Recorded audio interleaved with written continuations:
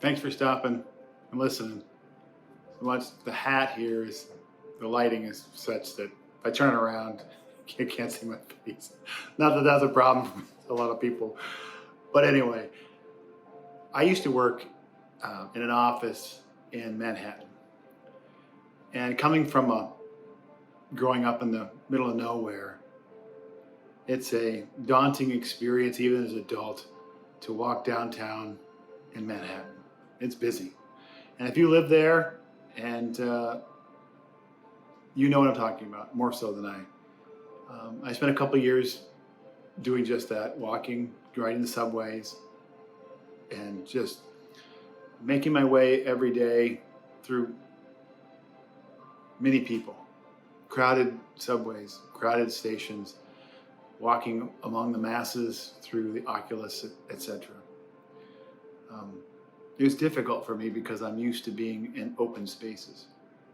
But what I found out when you get about the 53rd floor of an office building and you look out the window and you can see for miles, you can see the Statue of Liberty, you can see some of the other noted monuments or important sites that people go to sightsee.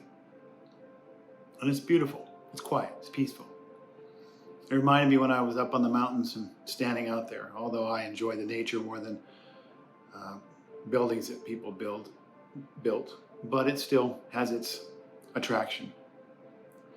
The point, life is such that when, at least in my perspective and my experience has been, and maybe it's just only true for me, is that when things get difficult and crowded and busy, isn't it nice just to get some altitude on it?